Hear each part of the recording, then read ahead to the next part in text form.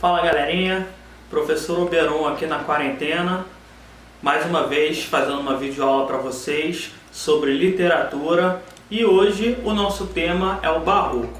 Então, falamos já sobre a literatura quinhentista, que não era propriamente uma literatura brasileira, e depois do quinhentismo e do neoclassicismo lá na Europa, a gente tem o Barroco, e o Barroco sim começa a ser uma literatura propriamente do Brasil, tá? Então hoje falaremos um pouquinho sobre o Barroco, suas principais características e seus principais autores. Então acompanhe com a gente. Se você está curtindo esses vídeos sobre literatura do Brasil, deixa aquela curtida aí. Se não é inscrito no canal, se inscreva. Beleza? Então vamos lá com o Barroco. Então o Barroco foi uma corrente literária que surgiu lá na Europa no final do século XVI e iniciozinho do século XVII, tá? Então uma das características que marca muito a arte barroca é o contraste, é o jogo de oposições. Isso acontece pelo espírito da própria época, tá? Então o Barroco surge no momento justamente de oposição mesmo. Então você tem, por um lado, o fim da Idade Média, tá? Teve toda a questão da Idade Média e da arte basicamente sacra. Então, durante basicamente toda a Idade Média, a arte era produzida para a igreja, tá? E aí termina a Idade Média e vem o Renascimento. E aí, claro, ainda a arte produzida para a igreja, mas começam a vir outras vertentes, a retomada dos temas da mitologia, da Grécia clássica, daí o pessoal chamar também essa fase de neoclassicismo, tá? Então a gente tem lá toda a questão da fé e da emoção da Idade Média, e agora com o Renascimento nós temos aí novamente a luz da razão. E logo depois disso vem o Barroco. Então o Barroco ele acaba sendo um contraste entre a fé por um lado e a razão por outro, e o artista barroco aqui no meio, dividido entre essas duas coisas, tá? Então o próprio espírito da época favorecia com que o Barroco fosse uma arte pautada pelos contrastes e pelas oposições. Visualmente, essas oposições, esses contrastes podem ser bem observados na obra de um pintor que eu particularmente aprecio muito, que é o Rembrandt, pintor holandês, tá? Barroco. Então a obra dele ela é pautada por esses contrastes e essas posições entre claro e escuro. Isso vai acontecer em vários outros artistas do Barroco, mas o que eu mais gosto é o Rembrandt. Na música se destaca muito o Bach. O Bach, ele é um autor barroco e é um dos que mais se destacou aí na música clássica.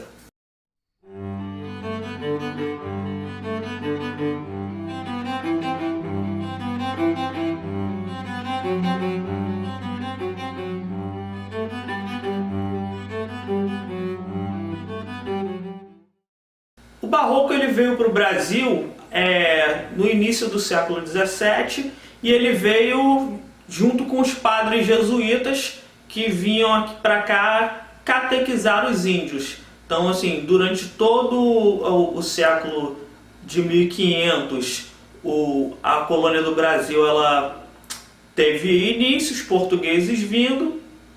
Em meados de 1500 começaram a vir também os jesuítas. E aí no finalzinho desse século, início de 1600, os jesuítas começaram a trazer essa tendência do Barroco, em especial na área da literatura, tá? Nessa linguagem artística. Então o Barroco ele vem. Mas assim, os especialistas consideram o marco inicial do Barroco brasileiro a composição de um poeminha épico chamado Prosopopeia, de um autor chamado Bento Teixeira, tá? Então a Prosopopeia de Bento Teixeira ela pode ser considerada o marco inicial da estética barroca aqui no Brasil, tá? Isso no campo da literatura. Então vou falar um pouquinho do que foi a estética do barroco dentro da literatura brasileira. Tá? Algumas características da linguagem barroca. Nós vamos ter, primeiramente, uma linguagem bastante rebuscada, tá? Cheia de vocábulos cultos, de figuras de sintaxe, figuras de semântica, tá? Aquelas figuras de linguagem que vocês conhecem. Então, a linguagem barroca ela é uma linguagem culta também. E é também uma linguagem que trabalha muito com a questão que eu estava falando dos contrastes e das oposições. Isso fica muito marcado na escrita barroca pelo uso de algumas figuras de semântica, como a antítese, o paradoxo, tá? É o que vai marcar esse jogo de contrastes e de oposições. Então, dentro do barroco, nós temos também dois elementos literários conhecidos como cultismo e conceptismo. Quando eu estudei lá no meu ensino médio, o professor falava disso e eu sempre me confundia o que era cultismo, o que era conceptismo. Então, eu vou tentar agora explicar isso para vocês da maneira mais simples possível, tá? Cultismo, na verdade, vocês podem pensar da própria palavra culto, tá? Uma pessoa culta, alguém culto. Então, o cultismo é exatamente isso. O cultismo ele faz referência ao uso da linguagem. Então, o cultismo é aquela vertente que vai prezar pela linguagem rebuscada, tá? Por todos esses contrastes, essas oposições e essas figuras que vai ter dentro da linguagem barroca. Então, quando a gente fala do cultismo do barroco, estamos falando sobre o uso da palavra, sobre a escrita, tá? Cultismo é isso. E conceptismo? Pensem na palavrinha concepção, tá?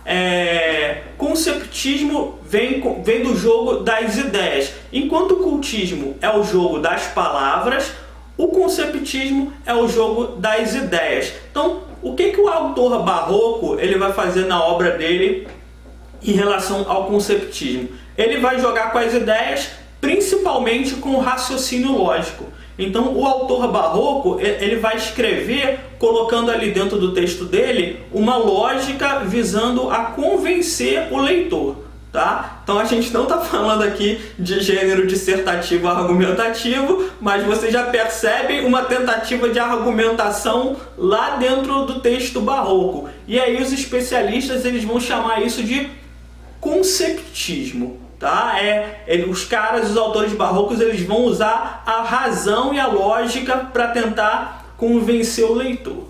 Beleza? Então conceptismo é isso. Cultismo, jogo das palavras, conceptismo, jogo das ideias. Então, essas duas características aí, elas vão estar lá dentro da literatura barroca. Aqui no Brasil, nós tivemos alguns autores, mas assim, os dois principais, os que mais se destacaram, foi Gregório de Matos e Padre Antônio Vieira, tá? Padre Antônio Vieira, ele se destaca na prosa, então ele vai fazer uma chamada literatura de catequese. No vídeo sobre quientismo que eu gravei com o professor Mário explica o que foi essa literatura de catequese.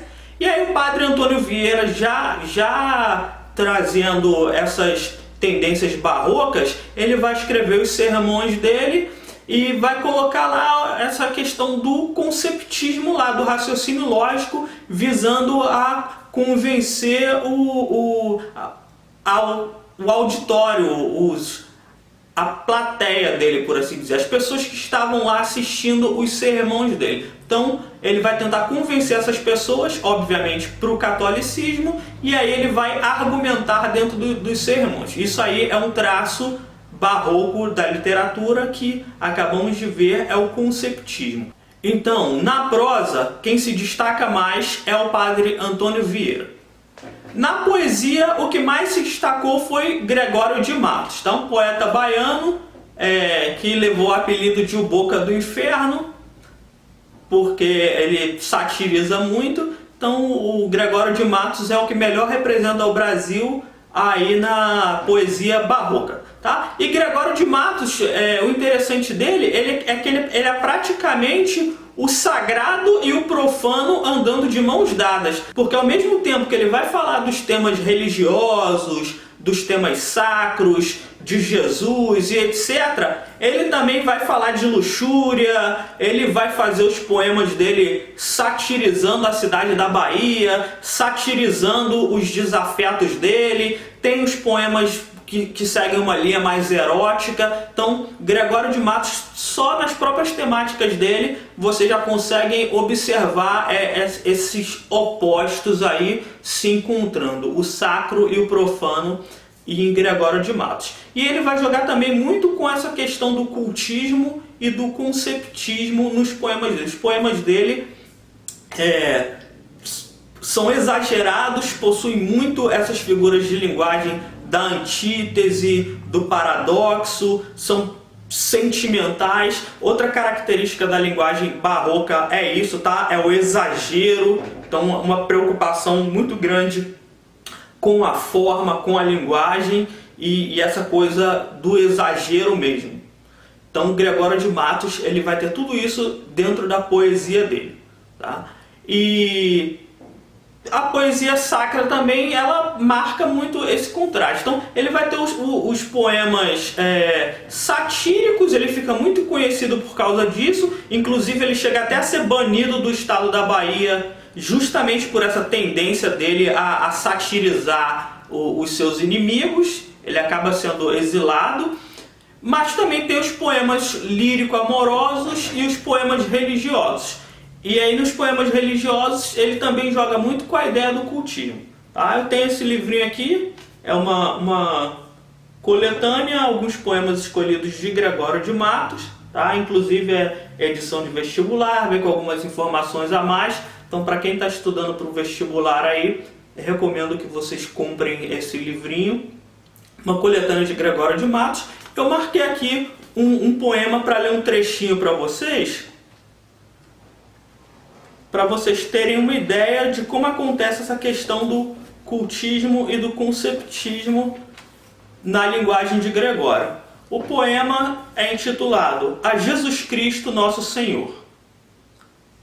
Eu vou ler só um pedacinho, tá? Basicamente a primeira estrofe.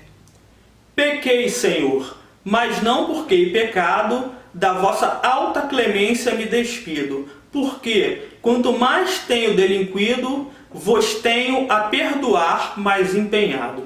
Então assim, vocês já sentem de cara o jogo das ideias aí, com o pecado e o perdão, e ele vai desenvolver a lógica dele no restante do poema nesse sentido. Então, Gregório de Matos, nesse poema, ele vai dizer que ele peca porque é imperfeito, e Jesus Cristo, porque é perfeito e o perdão dele é infinito, ele vai perdoar. Então, quanto mais o Gregório peca, mais ele está dando oportunidade para Jesus Cristo mostrar sua clemência e perdoar ele. Então, essa é a lógica de Gregório de Matos. Eu virei fã desse poeta.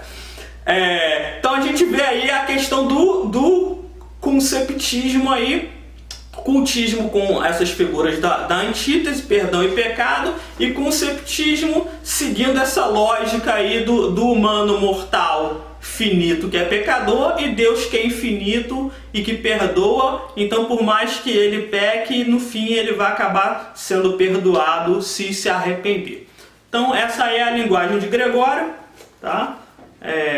Tá aí a coletânea, sugestão para vocês. Então é isso, tá? A linguagem barroca é essa, são as oposições, o exagero, a linguagem culta, tá? A retórica rebuscada no caso da prosa, e os dois representantes, Gregório de Matos na poesia, Padre Antônio Vieira na prosa, tá? Esse foi o Barroco. Na próxima aula nós voltamos de novo já falando sobre uma outra tendência literária. É isso. Se vocês gostaram, novamente, não deixe de dar aquela curtida, se inscreve aí no canal, fortalece aí o professor de vocês, beleza? E galerinha, boa quarentena para vocês, até a próxima.